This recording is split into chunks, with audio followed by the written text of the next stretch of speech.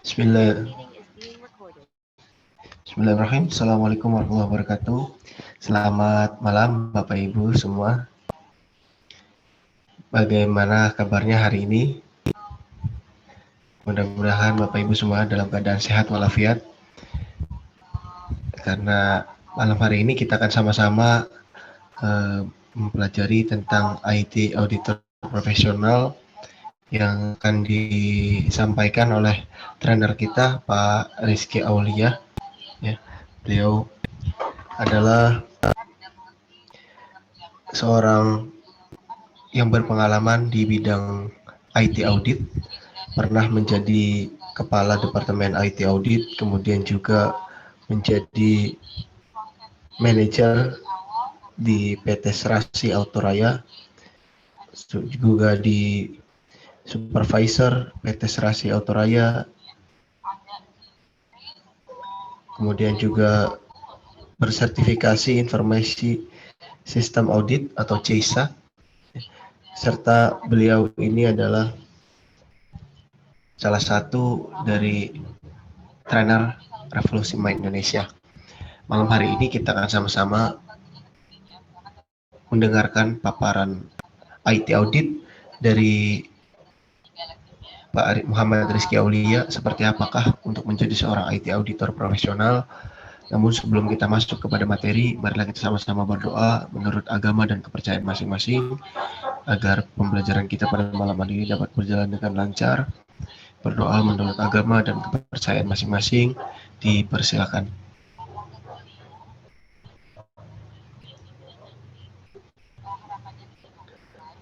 Selesai. Terima kasih Bapak Ibu, mudah-mudahan dengan kita berdoa kita dapat dimudahkan dan dilancarkan, serta ilmu yang disampaikan dapat bermanfaat bagi kita. Marilah kita sama-sama menyiapkan gelas kosong untuk mendengarkan paparan materi yang akan disampaikan oleh Pak Muhammad Rizky Aulia. Kepada Pak Muhammad Rizky Aulia, waktu dan ruang virtual Ya, baik. Selamat malam Bapak Ibu semua. Mudah-mudahan di jam 7:30 ini di Indonesia Barat ya. Kalau di tengah mungkin udah 8:30, di Indonesia Timur udah 9:30, tetap semangat ya. Mungkin selama kurang lebih 45 menit ke depan ya, maksimal sejam saya akan coba sharing nih Bapak Ibu mengenai IT audit. Jadi kalau terakhir ya kita buat Bapak Ibu yang rutin ikut, kita ketemu terakhir ini di bulan November kalau nggak salah. Nah waktu itu saya ingat banget tuh barengan banget sama event dari RMI di Selasa malam ya kalau nggak salah, free webinarnya.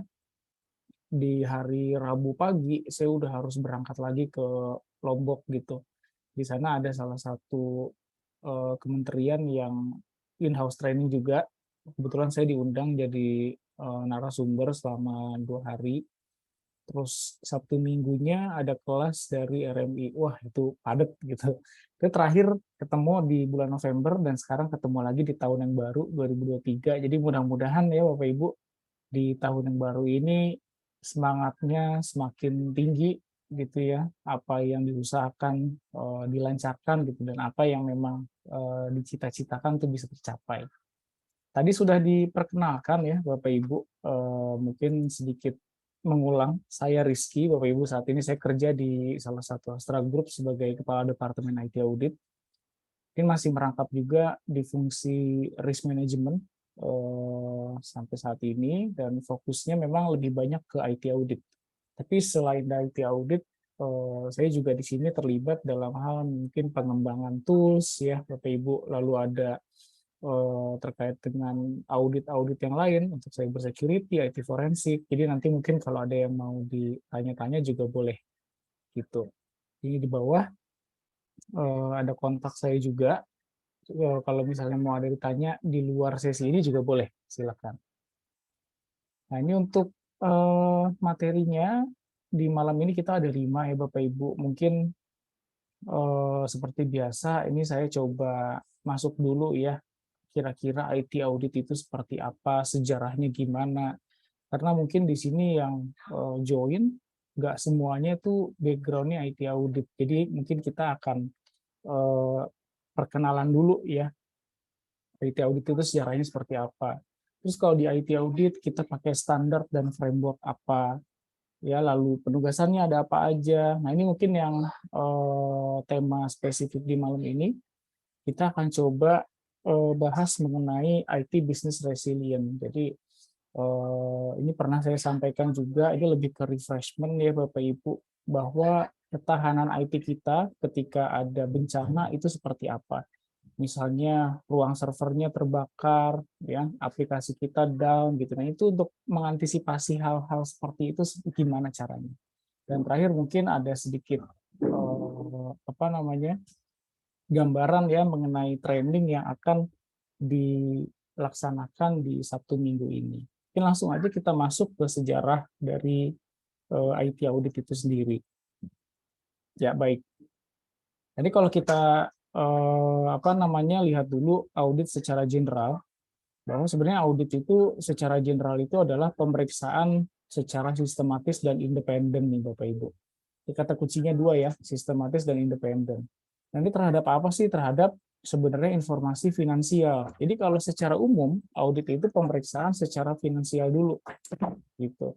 Secara finansial terhadap siapa? Organisasi profit nih perusahaan ya, ataupun non profit ini bisa di lembaga negara gitu macam-macam. Dan hasilnya ada opini. Jadi di sini ada tiga kata kunci nih ya Bapak Ibu. Sistematis, dia teratur logis, independen ini tidak memiliki benturan kepentingan, dan opini ini adalah hasil auditnya. Nah ini kalau kita refleksikan ke IT audit, bahwa IT audit ini sama Bapak Ibu, pemeriksaannya secara sistematis dan independen, tapi yang membedakan adalah objeknya. Objeknya ini ada IT infrastruktur, kebijakan, IT operation dalam suatu organisasi. Jadi yang kalau kita audit IT-nya, nah itu namanya IT audit ya. Nah, tujuannya apa? Tujuannya agar aset dan datanya ini terlindungi. Makanya kalau IT audit yang kita cek itu bisa aplikasinya, bisa infrastruktur IT-nya, gitu. Nah, ini agar terlindungi dan sudah sejalan dengan tujuan dan dari organisasi atau perusahaan. Ini mungkin gambaran juga kenapa dari dulu sampai sekarang dan kapan IT audit itu muncul. Jadi kalau dulu di 1800-an tentu transaksi akan dicatat di bentuknya seperti ini Bapak Ibu ya. Jadi pencatatan transaksi di sebuah buku, namanya buku besar. Di sini ada tanggal transaksinya, ada item transaksinya apa, dan ada nominalnya. Jadi nanti di akhir hari biasanya ada saldonya gitu. Nah ini mungkin gambaran juga di awal tahun 90-an itu perusahaan yang mau apa namanya rilis saham gitu di Amerika di Wall Street ya, ini harus dilakukan audit terhadap finansialnya. Nah, baru 30-an tahun kemudian ada komputer ya, Bapak Ibu, ada perusahaan-perusahaan yang sudah mulai pakai komputer untuk mencatat transaksinya. Sampai akhirnya 60-an, 70-an ini mulai muncul nih Bapak Ibu, standar-standar terkait dengan gimana caranya kita melakukan pemeriksaan transaksi yang datanya itu tersimpan dalam komputer atau secara elektronik. Itu sampai hari ini mungkin Bapak Ibu pernah dengar ya ada standar di sini COVID gitu ya. Dan sampai hari ini nih ada apa namanya perkembangan teknologi itu benar-benar pesat gitu. Ini mungkin ada Bapak Ibu yang resen ya, nanti mungkin di akhir kalau waktunya cukup kita akan buka satu atau dua pertanyaan ya Bapak Ibu ya. Gitu. Nah ini gambaran juga bahwa ternyata cybercrime itu sudah ada dari dulu-dulu nih. Dia melakukan manipulasi terhadap data elektronik untuk polis asuransi. Nah ini motifnya untuk meningkatkan harga saham perusahaan. Nah inilah kenapa penting ya Bapak Ibu kita IT audit bisa dijalankan di organisasi kita masing-masing. Baik, kita mungkin masuk dulu ke standar dan framework-nya. Ya, Bapak Ibu, kita pakai standar apa sih dan pakai framework apa? Jadi kalau di secara framework ya ini ada tiga yang memang selalu akan diulang-ulang ya, independen, objektivitas gitu. terus dia pemeriksaan terhadap IT infrastruktur, kebijakan IT operation, serta memastikan aset ini sudah aman. Dan ini secara kompetensinya dulu Bapak Ibu ya, bahwa seorang IT auditor tentu nih, kalau auditor secara umum ini kan harus punya ethics yang bagus atau integritas yang bagus ya, pasti ya. Integritasnya harus bagus dulu. Terus setelah itu mengerti audit manajemen ya, maksudnya ini standar audit, proses-prosesnya ini ada di sini semua gitu. Nah, sebagai seorang auditor kan ini profesi ya, tentu ada skills-nya yang harus dikuasai, set skills, baik itu technical, itu kalau seorang IT auditor harus paham dulu nih standar IT auditnya, standar terkait dengan tata kelola IT, resiko dan kontrol, dan juga terkait dengan bisnis. Selain itu ada personal skill, ini juga biasa ya Bapak Ibu, IT auditor juga harus bisa berkomunikasi dengan baik, ada persuasi, ada critical thinking juga, lalu paham teknologi, dan terakhir kalau sudah paham semuanya yang bawah ya, nanti rekomendasi auditnya pun akan lebih strategik dan lebih mengarah ke inovasi. Seperti itu. Nah, kita lanjut. Nah, untuk standar auditnya sendiri, ini yang kita pakai ada ITAF, Bapak Ibu. Jadi kalau internal auditor secara umum, standar yang dipakainya itu ada namanya IPPF. Ya, itu rilisnya di IIA, ya Institute of Internal Auditing. Nah, kalau di IT audit ini mungkin saya coba sharing yang standarnya global ya. Ini ada ITAF. ITAF ini kan IT Audit Framework. Dia rilisnya oleh ISAKA, dan ISAKA itu adalah asosiasi IT audit yang memang global ya. Di Indonesia ini ada, di Indonesia ada IASI, Ikatan Auditor Sistem Informasi Indonesia, ini ada. Jadi dan secara isinya pun mirip gitu. Ya, jadi ini ada ITAF di Indonesia pun di lokalan ada IASI, Bapak Ibu bisa googling, itu yang kita pakai secara framework. Secara umum, framework-nya ini terbagi menjadi 3 Bapak Ibu, yang secara general standard, artinya ini menjelaskan kira-kira profesi assurance ya atau auditor itu seperti apa. Lalu ada performance standard, ini gimana caranya kita menjalankan sebuah penugasan IT audit, dan terakhir reporting. Ketika penugasan auditnya sudah selesai, bagaimana cara melaporkannya, gitu, cara membuatnya, mengkomunikasikannya itu gimana caranya. Dan di ITAF ini sebenarnya dari sekian banyak mungkin pasal-pasal di ITAF ya, itu kita bisa ambil intisarinya 7 nih Bapak Ibu. Bahwa kalau di ITAF itu yang jelas auditor ini harus berintegritas. Ini nggak harus IT audit ya, semua jenis auditor pun harus punya integritas yang baik. Terus penugasannya pun sama dengan auditor yang lain, ini harus independen dan objektif juga.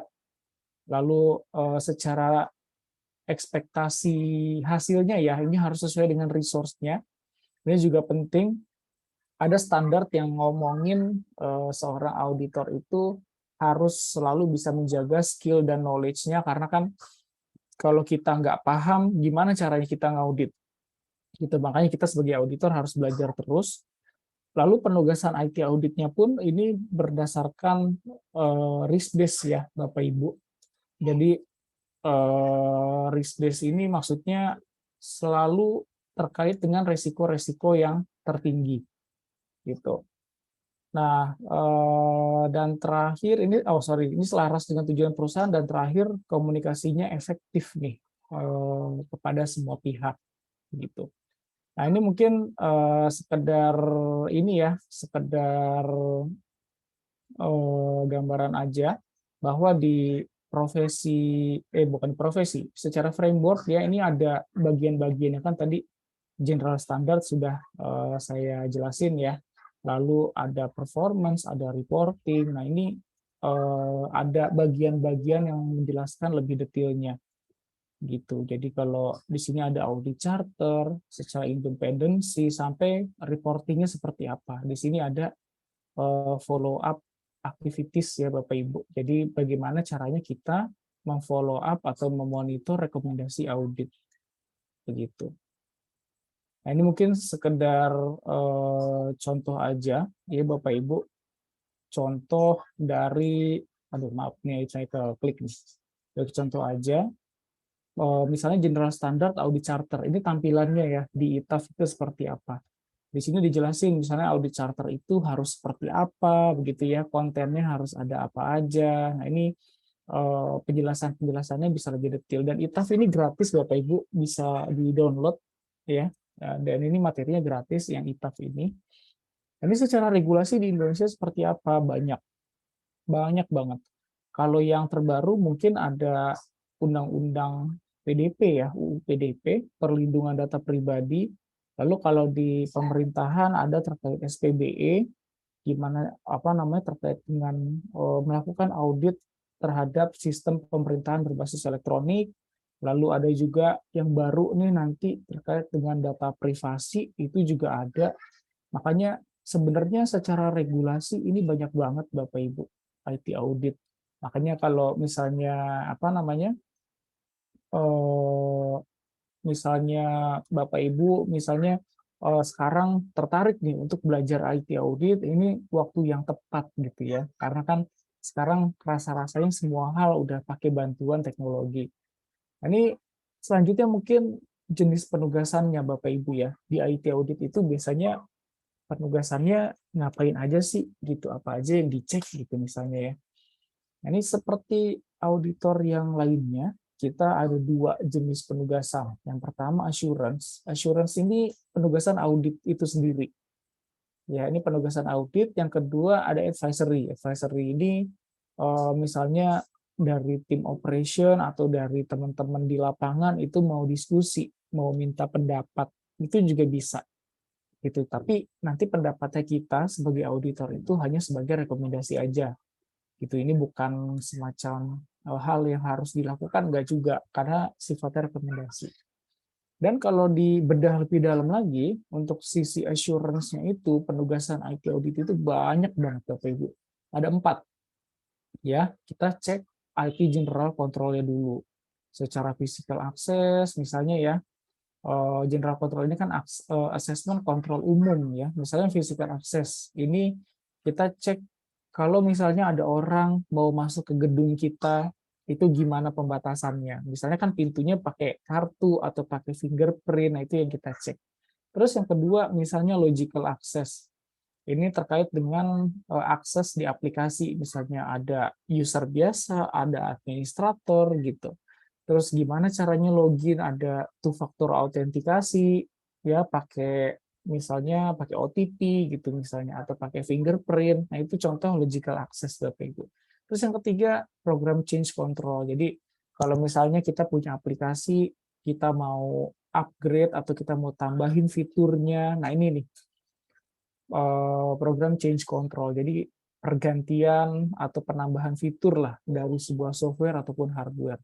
Terus kalau misalnya nih kita biasanya kan kalau di pemerintahan atau di kantor butuh ada pengadaan aset IT ya, misalnya kita mau beli software. Nah itu gimana cara ngauditnya? Ini juga ada caranya sendiri. Gitu. Ini mungkin saya nggak semuanya nggak saya jelasin ya. Kita pindah ke yang IT application control. Jadi penugasan kedua ini adalah penugasan yang spesifik kita melakukan pengecekan terhadap aplikasi. Jadi dari aplikasi itu dibeli ya atau kita buat sendiri. Misalnya kalau dibeli dari vendor kan kita harus pitching vendor dulu ya. Setelah vendornya dapat, kita buatkan kontrak. Nanti di situ ada fiturnya apa aja sampai aplikasi itu dijalankan. Apakah sudah sesuai dengan harapannya atau belum. Misalnya di kontrak ada 10 fitur, kita cek bener nggak ada 10. Terus masing-masing fitur itu secara fungsionalitas sudah dites atau belum. Jadi gitu kita ngetes lagi nih. Gitu ya, ada terkait data, ada terkait application functionality dan juga desainnya.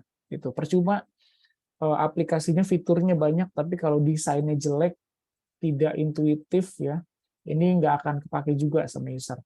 Terus yang selanjutnya terkait dengan cyber security dan IT forensik. Nah, ini juga mungkin termasuk salah satu jenis penugasan IT audit yang baru ya Bapak Ibu, karena mungkin baru di akhir-akhir ini ya resiko-resiko terkait cyber attack gitu ya. Itu mulai banyak. Di tahun lalu ada resiko kebocoran data, ada hacker gitu kan. ngebocorin data ke internet, dijual. Nah, itu kan resikonya mulai tinggi nih. Nah, ini makanya dalam penugasan IT audit ini juga sudah mulai termasuk. Gimana caranya kalau penetration test ini kita bertindak sebagai hacker ya Bapak Ibu untuk misalnya menembus keamanan lah, kita cek keamanannya seperti apa. Lalu kalau IT forensik, seorang IT auditor juga sama ini, kita berkolaborasi dengan tim special audit dan investigasi. Jadi kalau misalnya ada fraud di tempat Bapak Ibu, kalau misalnya bentuk barang buktinya itu digital, ya misalnya laptop, PC, CCTV, itu yang mengkolek, yang mengumpulkan itu bisa dari tim IT audit juga. Nanti dikumpulkan, kita kelola ya evidence-nya ini untuk kepentingan di pengadilan. Dan terakhir, ini terkait dengan IT compliance atau kepatuhan. Jadi kalau sekarang regulasi IT di Indonesia itu kan sudah cukup banyak ya. Ini gimana caranya kita ngecek apakah sudah sesuai dengan undang-undang tersebut atau belum. Begitu. Nah, ini tadi mungkin dasar-dasar terkait dengan seorang IT auditor. Ya, Bapak Ibu ya. Mungkin nanti setelah ini kalau Bapak Ibu tertarik untuk belajar lebih lanjut, tadi kulitnya sudah kita bahas sedikit tuh terkait profesi IT auditor. Nah, ini next-nya kita akan bahas terkait dengan IT business resilient ya Bapak Ibu. Apa sih IT business resilient? Jadi kalau misalnya nih tiba-tiba, kan belum lama kalau nggak salah di tahun lalu itu ada kebakaran di Menara Cyber ya di Jakarta, di mana di situ terdapat server-server yang mengelola layanan-layanan keuangan. Jadi kayak orang kalau mau beli saham ya misalnya pakai iPod gitu atau pakai broker-broker yang lain, itu kan datanya itu, aplikasinya itu disimpan di server tersebut. Nah, ketika server tersebut kebakar, itu orang-orang yang mau beli saham, yang mau jual saham itu nggak bisa karena aplikasinya tuh down gitu. Termasuk datanya juga ada kemungkinan hilang. Nah, ini gimana nih caranya kita mengantisipasi resiko-resiko kalau misalnya ada bencana ya, baik itu bencana alam ataupun bencana yang memang man-made disaster, itu bisa bertahan nih kitanya nih, IT-nya tuh bisa bertahan gitu, nggak yang sampai aplikasinya down atau datanya hilang.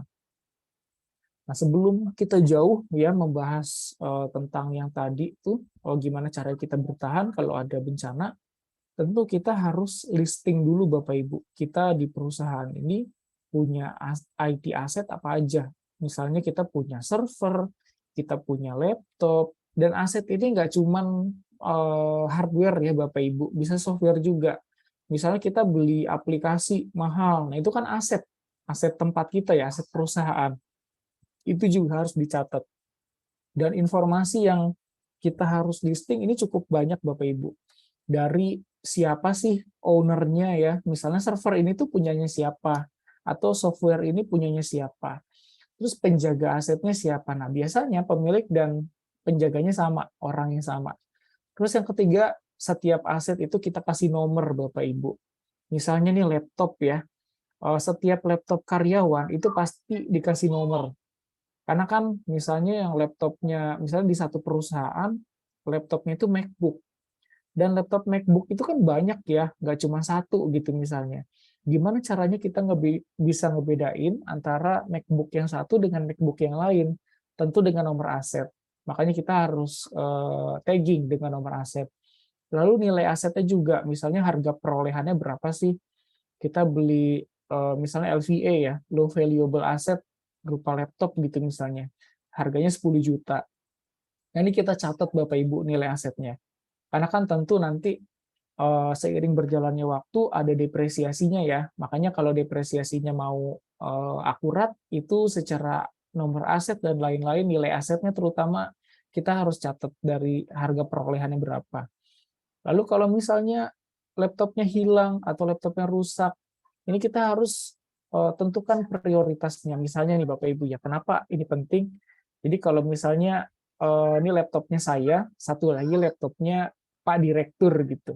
Nah, tentu di laptopnya Pak Direktur itu biasanya data-data pentingnya lebih banyak dan sensitif. Makanya prioritas recovery-nya laptopnya Pak Direktur itu bisa jadi lebih tinggi dibandingkan prioritas untuk recovery laptopnya saya. Dan terakhir lokasi. Misalnya kalau di Astra ya kan modelnya itu perusahaan dengan banyak cabang. Kalau di Sera sendiri, di kami, lokasi kerja itu ada dari Aceh sampai Papua, itu ada.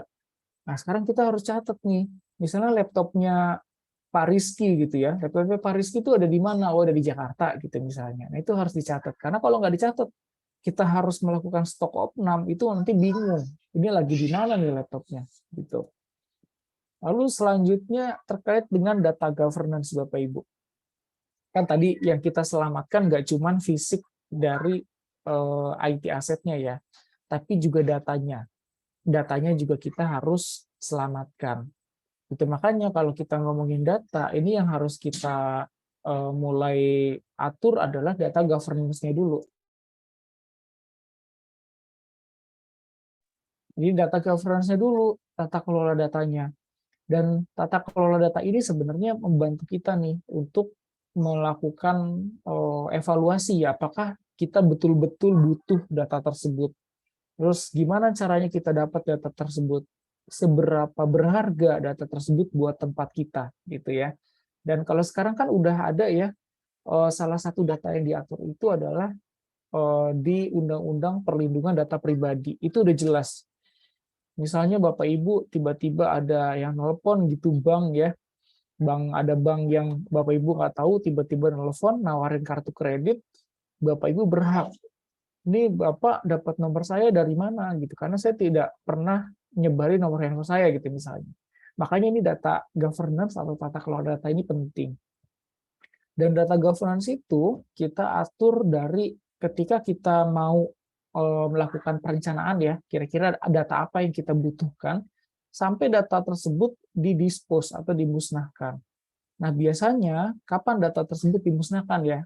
Data tersebut dimusnahkan kalau misalnya sudah nggak ada nilai ekonominya, atau biasanya ya, kalau aturan perpajakan biasanya kan sekitar 10 tahun gitu ya, baru didispose datanya, bisa dihancurkan. Gitu. Ini kita baru masuk nih ke bisnis resilient atau ketahanan bisnis. Nah, ini definisinya apa sih? Definisinya ini adalah kemampuan organisasi untuk bertahan apabila ada bencana atau disrupsi. Jadi kalau tadi saya contohin, ruang servernya terbakar, terus gimana caranya IT services atau layanan IT itu tetap bisa berjalan gitu. Nah, ini di sini lembaganya sebenarnya ada beberapa ya Bapak Ibu, ada dari BCI, ada DRI, tapi sebenarnya mirip-mirip lah definisinya gitu. Ini lebih ke arah untuk bertahan, memastikan organisasi dapat terus berfungsi dan berjalan di tengah gangguan bisnis atau business interruption. Gangguan bisnis ini bisa macam-macam. Dalam hal misalnya IT, itu bisa jadi mungkin tadi ruang servernya terbakar, atau ruang servernya kebanjiran gitu. Nah, ini macam-macam gitu. Nah, tapi meskipun ya Bapak Ibu, ini objektifnya dari kita memahami business continuity, meskipun kita judulnya IT business resilient, ada IT-IT-nya. Nah, ini yang prioritas yang kita selamatkan adalah nyawa manusianya dulu Bapak Ibu. Jadi misalnya nih Bapak Ibu ya, ada kebakaran di suatu gedung. Itu yang pertama kali dievakuasi bukan servernya yang kita angkut keluar, bukan servernya yang kita selamatkan, tapi manusianya atau karyawannya yang kita selamatkan dulu. Gitu ya Bapak Ibu ya. Jadi nggak kita selamatin servernya dulu nih kalau ada bencana, ada kebakaran, ada gempa gitu misalnya ya, kita pas gempa kita bawa laptop keluar gedung kan enggak. Tapi kalau pas gempa kan kita berlindung dulu di bawah meja, habis itu baru kita turun lewat tangga darurat keluar tanpa bawa apa-apa gitu misalnya ya. Makanya di sini objektif tertingginya prioritas tetap kita menyelamatkan manusianya dulu. Baru setelah itu kita selamatkan aset perusahaannya gitu. Jadi konsepnya seperti itu Bapak Ibu ya, nyawa manusia dulu itu paling utama, setelah itu baru IT asetnya begitu. Ini objektif-objektifnya secara umum seperti ini Bapak Ibu. Lalu ada juga kita menerapkan business continuity itu juga untuk meningkatkan daya saing dan value. Tentu ya Bapak Ibu, kalau misalnya nih kita, mungkin Bapak Ibu di sini banyak ya yang punya Google Drive ya, banyak nih yang pasti yang punya Google Drive. Biasanya sih orang-orang yang beli handphone Android ataupun punya email Gmail itu pasti punya Google Drive. Nah, sekarang Bapak Ibu merasa aman nggak sih nyimpen data di Google Drive? Harusnya sih secara umum aman ya. Kita nyimpen data di Google Drive nggak bakal hilang gitu. Kalau kita nyimpen data di flash disk, baru mungkin kalau flash disknya rusak atau flash disknya kita ketinggalan di mana, itu kan ada resiko hilang. Tapi kita merasa lebih aman untuk naruh data kita di Google Drive. Nah, itu contoh ya Bapak Ibu, bahwa Google Drive itu salah satu cadangan atau backup data gitu, dan itu secara pengamanan lebih baik daripada kalau kita nyimpan di flash disk gitu misalnya. Itu contoh aja.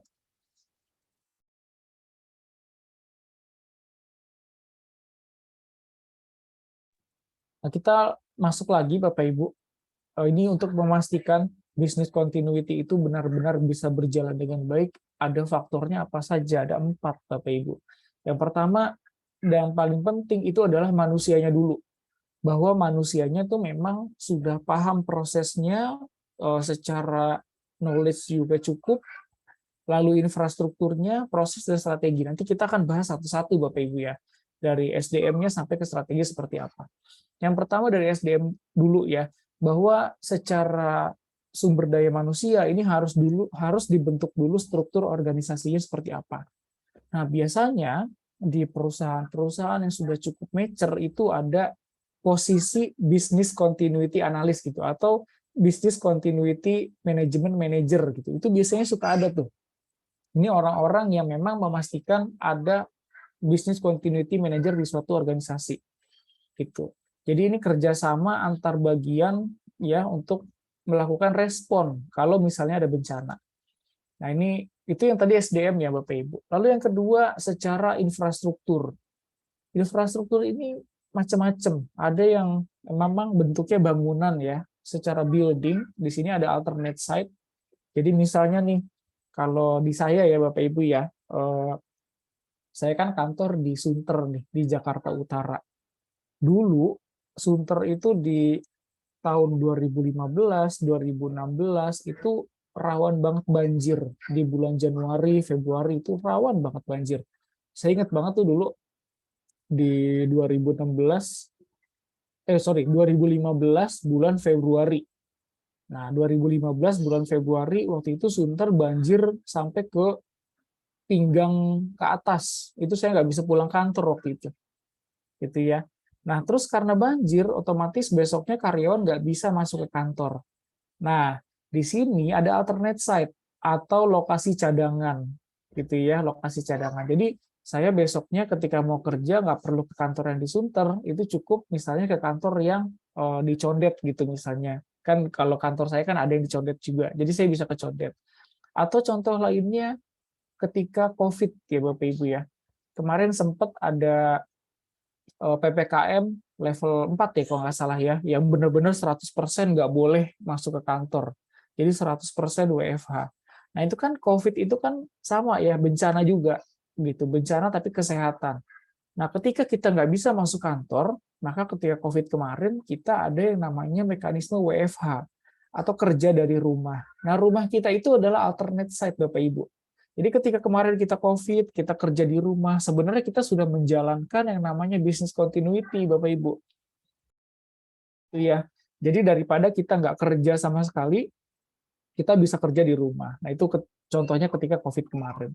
Lalu yang kedua adalah DRC atau Data Recovery Center. Ya, ini yang saya agak kebalik. Jadi kalau di kantor-kantor biasanya suka ada server utama. Nah, sekarang kalau server utamanya rusak, gimana? Nah, makanya kita harus punya server cadangan. Itu server cadangan ini bisa server yang berbentuk fisik juga, ya. Fisik itu dalam artian servernya on-premise atau bisa juga cloud. Nah, ini tergantung kebutuhan, ya Bapak Ibu ya. Bisa on-premise juga atau cloud. Nah, contohnya tadi kalau saya contohin, Bapak Ibu nge-backup data di Google Drive. Nah, Google Drive itu adalah cadangan servernya Bapak Ibu atau cadangan media penyimpanannya Bapak Ibu, dan itu dalam bentuk cloud gitu. Itu contoh. Lalu terakhir facilities ya, atau fasilitas pendukung. Nah, mungkin sebagai gambaran ketika WFH kemarin Bapak Ibu ya, pas pandemi kita harus WFH, ada kantor-kantor ya yang memberikan tunjangan kepada karyawannya untuk beli meja kerja, untuk beli kursi kerja gitu. Itu ada yang seperti itu Bapak Ibu. Difasilitasi gitu ya. Jadi gimana caranya kita bisa kerja di rumah ya, dengan apa namanya, fasilitas seadanya. Kan nggak enak ya, kita misalnya biasa duduk di kursi, tapi karena di rumah kita nggak ada kursi, akhirnya kita kerjanya di karpet gitu, di lantai. Nah itu kan ada resiko hazardnya, itu kita sakit punggung gitu ya. Nah makanya ketika bisnis continuity kita juga harus ngelis Bapak Ibu, ini fasilitas pendukung apa sih yang dibutuhkan oleh karyawan untuk bisa bekerja di alternate site. Kalau kemarin WFH berarti di rumah gitu. Nah, ini mungkin gambaran aja ya secara struktur organisasi bahwa business continuity itu ya, kalau misalnya ada bencana, misalnya perusahaan kita kena bencana, terus gimana caranya perusahaan kita merespon bencana tersebut, itu posisi tertingginya tetap dipegang oleh, kalau di perusahaan itu, direktur. Seorang direktur, ini posisi tertingginya ya, presiden direktur. Kalau di lembaga pemerintahan mungkin bisa dilihat pimpinan dengan posisi tertinggi di suatu fungsi itu siapa gitu. Lalu di sini ada BCP head-nya. BCP controller ini berisi tim risk management nih Bapak Ibu. Lalu ada crisis response team sama damage assessment team. Nah ini mungkin gambarannya gimana? Ini saya gambarkan ya Bapak Ibu. Misalnya nih ada gedung kena gempa. Kemarin kan Jakarta sempat ya beberapa kali kena gempa. Nah, ketika gedungnya itu kena gempa, kita sebagai karyawan kan langsung turun ke bawah, ya. Kita menyelamatkan diri dulu ke bawah nih, keluar gedung. Nah, karena gempa itu beresiko merusak gedung ya. Jadi misalnya mungkin ada kolom atau tembok atau dinding yang retak-retak. Nah, itu ada namanya damage assessment team. Jadi ini adalah tim yang melakukan respon pertama kali ketika adanya bencana. Tadi kalau gempa gedung ya, dia akan meriksa nih, ini gedungnya kita ini rusak atau enggak, masih layak dipakai atau enggak, gitu. Nanti akan diputuskan, misalnya, oh ternyata gedungnya rusak nih, kita nggak bisa masuk ke gedung, makanya tadi ada alternate site, kita harus pindah ke gedung cadangan dulu, gitu.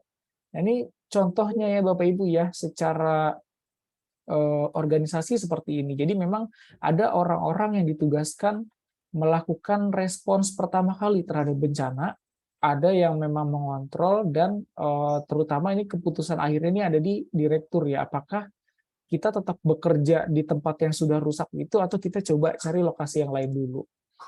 Nah, ini mungkin gambaran ya kapan ketika bencana apa namanya, ketika bencana tiba gitu ya, misalnya kondisi normal, terus tiba-tiba ada bencana nih. Bencananya nih misalnya ruang server kita kebakaran gitu. Nah, di sini ada emergency response team ya, sama damage assessment. Dia akan ngecek ruangan server kita ini masih bisa dipakai nggak sih?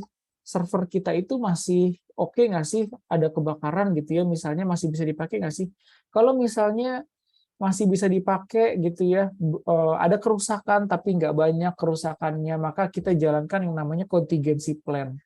Ini mungkin sekedar pemeriksaan checklist, terus nggak lama normal lagi. Tapi kalau misalnya server kita benar-benar habis, Bapak Ibu, nggak ada sisanya, kebakar semua, data dan aplikasi kita hilang, maka di sini ada namanya BCP aktivasi atau business continuity-nya ini aktif. Itu kita harus pindah gedung dulu, kita harus pakai server cadangan dulu, gitu, baru misalnya back to normal. Gitu. Ini mungkin gambaran step by step-nya ya ketika kita terkena bencana. Gitu. Dan ini mungkin gambaran lagi nih yang lebih jelas ya. Sebelum ini ada dua konsep Bapak Ibu. Yang pertama konsep 4R, reduce, response, recovery, dan return. Yang kedua ini dari kita ngambilnya dari NIST ya standarnya. NIST ini ada 5. dari identify, protect, detect, response, dan recovery. Tapi sebenarnya sama ini pembahasannya. Bedanya kalau yang 4R ini memang biasanya dipakai, ini sepemahaman saya Bapak Ibu ya, yang 4R ini biasanya dipakai untuk bencana-bencana yang sifatnya natural disaster atau bencana alam. Tadi ya banjir, gempa, dan lain-lain. Kalau gempa mungkin nggak bisa diprediksi ya, biasanya itu banjir, kebakaran gitu misalnya ya. Yang kedua, ini biasanya yang identify, protect, detect, sampai recovery ini terkait dengan bencana-bencana yang sifatnya cyber attack. Ya, jadi makanya di sini cyber security framework yang dipakai. Nah, ini di sini ada disaster nih Bapak Ibu sebelum bencana. Jadi sebelum bencana ini kalau kita konteksnya itu IT, kita pakai yang bawah ya Bapak Ibu ya, yang NIST ini. Jadi kita harus mengidentifikasi dulu Bapak Ibu. Kita punya IT aset itu apa aja. Kita punya data, kita punya aplikasi, ini kita identifikasi dulu. Seperti yang tadi saya bahas di depan ya, itu ada semacam IT aset listing lah dari ownernya siapa, tadi penjaganya siapa, nomor asetnya gitu ya. Lalu setelah kita tahu aset kita apa aja, ini kita protect. Kalau laptop, cara protectnya gimana? Pakai antivirus gitu misalnya. Terus kalau dari sisi jaringan, pengamanannya gimana? Kan bisa antivirus, ada firewall, ada IDS, ada IPS, yaitu security tools itu dipakai semua itu. Itu proses protect, melindungi. Nah, ketika disaster tiba atau ada serangan cyber gitu misalnya ya, ketika ada serangan cyber, itu gimana caranya kita mendeteksi? Itu karena kadang-kadang orang diserang itu nggak nyadar gitu. Misalnya dia lagi kena cyber attack tapi dia nggak sadar gitu ya. Cyber attack-nya misalnya kebocoran data gitu, dia nggak sadar. Maka kita harus punya cara gimana caranya mendeteksi. Makanya biasanya ada perangkat-perangkat security, contohnya IDS ya, ada intrusion detection system, itu memang untuk mendeteksi, dia akan mengolah log-log dari security device, terus dia olah datanya, dia cek apakah kita sedang diserang atau enggak. Itu contoh. Terus kadang-kadang bukan firewall, antivirus. Kalau misalnya ada suspek virus masuk ke laptop kita, biasanya kan antivirusnya akan ngeluarin notifikasi. Nah, itu proses detect tuh Bapak Ibu tuh. Terus yang selanjutnya ada response. Nah, kalau misalnya contohnya nih, perusahaan kita kena kena virus gitu. Gimana caranya kita merespons? Nah, ini harus kita tetapkan juga nih Bapak Ibu, ada SOP-nya kita bikin gitu ya. Dan terakhir, kalau misalnya serangan cybernya sudah kita kendalikan, bencananya sudah kita kendalikan ya, sudah terkendali, baru masuk ke fase recovery. Itu kita kembali ke awal lagi, dan dari kena bencana sampai recovery ini bisa berbulan-bulan Bapak Ibu. Itu saya tahu ada beberapa serangan cyber di perusahaan otomotif terbesar di dunia aja, dia kena gitu ya, itu bisa sampai 1 bulan 2 bulan baru bisa kembali seperti semula gitu. Di sini juga ada konsep RTO dan RPO ya. RTO ini kita tetapkan kira-kira berapa lama sih sistemnya boleh mati. Kalau RPO ini lebih ke arah seberapa banyak datanya hilang. Nah, ini yang kita harus tentukan juga itu sebelum misalnya kalau aplikasi ini kita harus tentukan di dua-duanya gitu. Lalu terkait dengan ini juga penting ya, terkait data. Nah, kalau ngomongin data, data itu nggak jauh-jauh dari backup dan restore gitu. Backup itu kita nyimpen atau menyalin data atau ke media lain ya. Contohnya tadi Bapak Ibu punya foto gitu misalnya di handphone terus di backup ke Google Drive. Nah, itu contohnya backup tuh. Gitu. Restore misalnya handphone Bapak Ibu hilang tapi punya datanya di Google Store. Nah, itu kan bisa dibalikin lagi datanya. Gitu. Jadi ini mungkin step by step-nya aja ya, nggak banyak lah yang kita bahas di sini, tapi intinya kalau ngomongin data itu nggak jauh-jauh dari backup dan restore. Jadi mungkin sedikit media backup ya Bapak Ibu. Kalau zaman dulu ini ada namanya backup tape, kaset tape itu ya yang musik. Nah itu contohnya tuh backup tape seperti itu bentukannya. Terus lebih mahal sedikit, teknologinya lebih maju. Di sini ada hard disk ya, HDD dan SSD. Ini sekarang ini SSD, ini HDD. Sekarang hampir semua laptop udah pakai ini ya. Yang selanjutnya penyimpanan itu ada backup server. Jadi memang server buat backup-nya, dan terakhir yang memang sifatnya itu platform itu cloud. Contohnya tadi saya sebutin ada Google Cloud, dia ya contohnya mungkin Google Drive ya yang kita pakai sehari-hari, lalu ada Azure yang produknya Microsoft, dan terakhir ada dari Amazon yaitu AWS. Nah, ini mungkin sedikit plus minus ya, plus minusnya cuman kalau sekarang biasanya orang backup itu pakai cloud kalau sekarang. Karena pakai cloud itu uptime-nya ya itu hampir 100% uptime-nya. Jadi kalau mati-matinya itu nggak banyak lah. Dalam setahun itu paling cuman berapa menit gitu matinya. Jadi secara availability bagus cloud ini. Terus cukup murah juga Bapak Ibu. Kalau kita beli server kan mahal ya. Kita beli langsung servernya yang rak besar itu kan mahal banget. Kalau cloud kan kita bisa subscribe bulanan gitu. Nah, cuman memang untuk cloud ini nggak disarankan menyimpan data-data yang sangat rahasia ya Bapak Ibu, karena kan ini pihak ketiga, gitu. Kecuali kita punya private cloud seperti itu. Ini secara backup strateginya ada full image sampai instant recovery. Ini nggak akan saya bahas banyak ya Bapak Ibu karena cukup teknikal ya. Tapi yang mau saya jelaskan di sini adalah bahwa data-data itu harus di backup secara berkala. Ya ini teknik-tekniknya aja. Apa namanya, ada yang tadi mungkin secara incremental, ini transaksional per hari, ada yang dia dari awal sampai akhir ya di mix dengan tadi full backup. Lalu hard disk to hard disk, kalau misalnya kita punya dua hard disk ya, yang satu penuh, yang satu kosong, itu kita copy hard disknya, kita backup. Atau bentuknya mungkin VM ya, kalau udah pakai VM ini enak, VM per VM bisa kita backup, nggak perlu semua VM kita backup, yang penting-pentingnya aja. Dan mungkin plus minusnya, kapan kita pakai yang full image, kapan kita pakai instant recovery gitu. Dan mungkin kata kuncinya ini aja sih, ini kan banyak ya, tapi kata kunci ini sih Bapak Ibu, yang warna kuning ini nih. Yang pertama, backup itu harus periodik.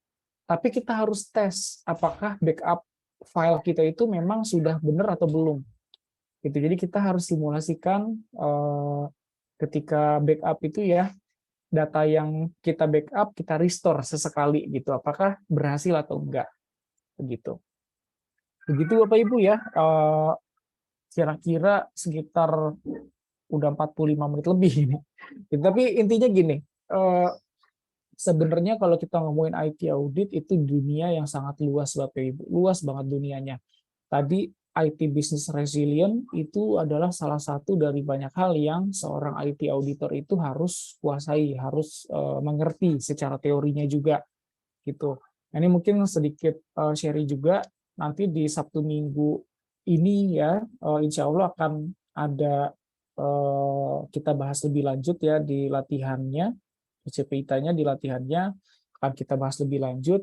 Mungkin tadi juga sedikit ya kita bahas mengenai sejarah dan standarnya. Tadi kulitnya udah dibuka. Terus terkait dengan IT Business Resilient juga ini ada ya, akan kita bahas juga di hari Sabtu Minggu nanti lebih detail. Nah, intinya di Sabtu Minggu nanti kalau Bapak Ibu tertarik, saya akan coba sharingkan tadi ya dari awal proses IT audit seperti apa ya, terus secara standar seperti apa, gimana cara samplingnya gitu. Terus bahas juga terkait dengan teknologinya apa aja. Di sini ada 6 yang cukup teknikal ya. Yang pertama, kita membahas tata kelola IT dan manajemen IT-nya gitu ya. Kalau kita mau mengaudit IT governance seperti apa, nah ini kita bahas di nomor 6. Terus yang nomor 7 terkait aplikasi Bapak Ibu. Jadi kalau misalnya kita mau beli aplikasi atau mendevelop ya, kita pakai itu aplikasi, cara mengauditnya seperti apa akan kita bahas di nomor 7.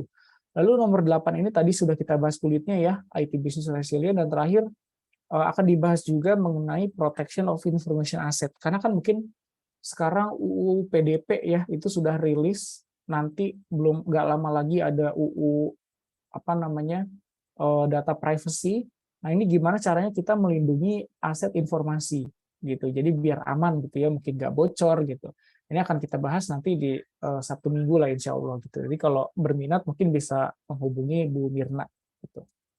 Ya, mungkin dari saya secara materi cukup, Bapak Ibu. Kita masih ada waktu sekitar berapa nih? 9 menit ya. Mungkin kalau ada pertanyaan silakan. Ini dari Pak Edi Firmansyah, silakan Pak. Mungkin satu dari ya Pak Edi, silakan Pak. Saya sudah ask to unmute mungkin. Ya, ini ada kendala mungkin ya Pak Edi. Mungkin ya, ini ada pertanyaan di chat room deh ya, mungkin saya bahas dari Pak Stefanus nih. Apakah dengan training dan assessment di 2 hari nanti sudah mencakup semua area IT audit, sehingga yang baru terjun dari nol bisa ke level knowledge profesional? Nah, ini mungkin yang mau saya bagikan di Sabtu Minggu nanti adalah levelnya basic Bapak Ibu. Jadi benar-benar saya akan bahas dari awal banget. Jadi kalau tadi Pak Stefanus bertanya, kalau baru terjun dari nol bisa nggak sih gitu? Sebenarnya akan saya bahas dari awal banget. Dan ini sebenarnya bagi Bapak Ibu yang baru mulai, ini juga bisa sih dipelajari ya. Yang penting mungkin secara IT itu passion gitu. Jadi cukup ini ya, cukup suka gitu dengan dunia IT gitu. Dan untuk materi-materinya, ini saya ambil dari materi sertifikasinya CISA Bapak Ibu. Jadi saya sesuaikan dengan standar yang ada gitu. Jadi kalau Bapak Ibu mau serius meneruskan, itu nanti bisa lagi next step-nya itu bisa mulai kalau mau ambil sertifikasi profesionalnya lagi ya, itu ngambil CISA itu bisa. Itu tapi paling tidak secara basic, standar pemahaman gitu ya, apa yang dicek, lalu tips-tips ngeceknya seperti apa, itu insya Allah nanti selama 2 hari akan dibahas. Tapi tentu ya Bapak Ibu ya, ngebahas IT audit 2 hari ini nggak akan cukup. Di luar sesi tersebut tetap harus belajar dari sumber yang lain juga. Begitu. Ya, ini tadi Pak Edi ya, silakan Pak Edi. Tadi saya udah ask to unmute Pak. Bisa di-unmute kah Pak? Pak Edi Firmansyah. Ya. Ini Oke, nanti saya unmute. iya. Pak Edi, gimana Pak Edi? Nanti saya coba ini ya, bisa ya Pak Edi bisa di-unmute Pak. Ya mungkin ada kendala ya Pak Edi, ya nggak apa-apa Pak. Kan ada kontak center, di kontak aja lah. Gitu. Ini ada apa dari ini akunnya ada namanya Kings ya. Silakan Bapak atau Ya, Ibu. selamat malam Mas. Ya, Ya, saya selamat malam. mau tanya, kalau misalkan kita awalnya dari profesi IT jaringan nih Mas, kalau ke IT audit itu kan tadi kan berkaitan dengan seluruh ruang lingkup dunia IT ya, baik kita membicarakan sistem itu. Kalau misalkan saya saat ini profesi lebih spesialis jaringan dan saya knowledge tentang pemrograman sama database itu, ada tips nggak ya Mas untuk saya kalau misalkan mau terjun ke profesi IT audit? Terus yang kedua, untuk kalau misalkan saya jadi IT, kita boleh ngecek ini nggak ya terkait dengan budget, kan tadi ada bahas tentang IT aset, apakah kita boleh mengetahui budget departemen IT yang kita audit itu, lalu pengeluarannya gitu ya? Itu aja Mas. Ya, baik, baik Pak. Terima kasih pertanyaannya. Mungkin saya relate ke diri saya dulu Pak ya. Sebenarnya kalau saya sendiri basicnya itu dari software engineering, dari programming.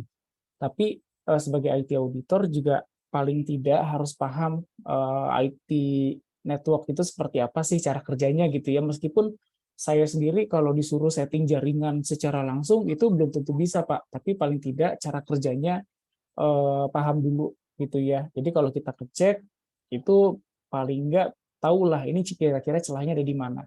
Nah mungkin tadi dari Bapak kebalikannya ya, backgroundnya di IT network gitu ya. Terus gimana kalau pemrograman gitu. Itu memang kita nggak bisa langsung ahli di semua hal Pak.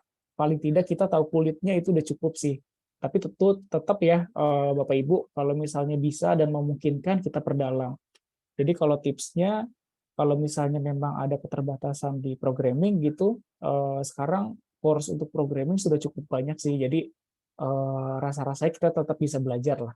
Gitu. Terus yang kedua terkait dengan bisa nggak sih kita mengetahui misalnya dari budgetnya gitu ya, dari budget IT, terus pengeluaran berapa.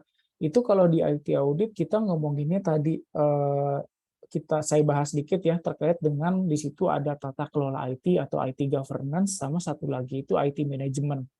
Nah, di situ termasuk di dalamnya membahas mengenai IT resource, di mana kalau kita ngomongin IT resource itu salah satunya adalah budget.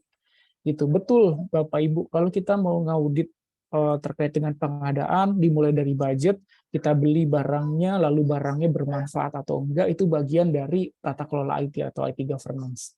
Gitu. Jadi kita juga bisa melakukan audit terhadap itu. Begitu kira-kira. Oke, ini bagaimana dari RMI, ada kita buka lagi atau seperti apa untuk pertanyaan? Mungkin satu lagi ya. Ini ada dari chat lah, dari chat. Ya, boleh satu lagi aja. Ya, ini dari chat ya. Ini ada pertanyaan. Ini sering banget ditanyain ya. Ini kalau jadi audit harus paham semua bahasa pemrograman nggak sih? Secara umum, idealnya kalau misalnya bisa, kenapa enggak gitu. Tapi kalaupun enggak juga nggak apa-apa. Karena yang kita pakai biasanya kan logiknya gitu. Jadi kalaupun misalnya beda apa namanya bahasa pemrograman, biasanya logiknya sih atau algoritmanya sama. Nah, biasanya kalau kita mau ngecek sampai ke levelnya itu pen testing gitu ya, kita harus cukup paham juga sih karena di IT audit itu ada yang namanya kan ada black box testing sama white box testing ya. Nah, white box-nya ini kadang-kadang kita harus melakukan source code review. Jadi kita buka source code-nya, kita baca gitu ya. Ini sudah sesuai atau belum gitu. Itu memang bisa idealnya harus bisa seperti itu. Tapi kan kita juga nggak bisa ya langsung jago gitu. Makanya mungkin pelan-pelan juga tetap harus belajar sih. Begitu. Ya, bagaimana dari RMI? Mungkin nanti kalau mau diskusi lagi bisa di 1 minggu kali ya. Gitu. Karena mungkin waktunya juga terbatas. Di malam ini kita cuma punya waktu sampai 8:30. Gitu. Mungkin dari saya secara umum sih cukup ya Bapak Ibu. Terima kasih banyak. Untuk sesinya saya serahkan kembali ke panitianya dari RMI. Terima kasih. Baik, terima kasih Pak Rizky Aulia yang sudah memberikan materi pada malam hari ini. Sangat luar biasa ya Bapak Ibu ya.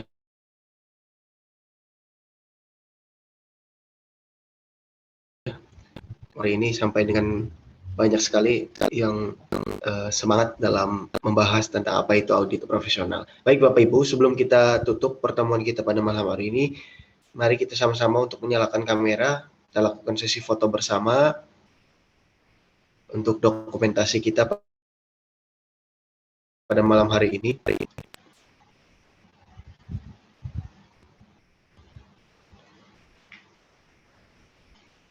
Oke.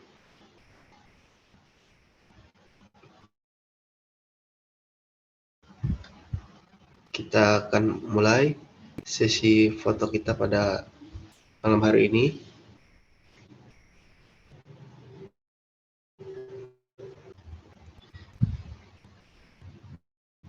Baik.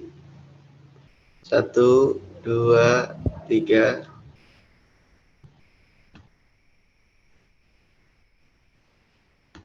Iya. Lanjut ke halaman selanjutnya. 1, 2, 3.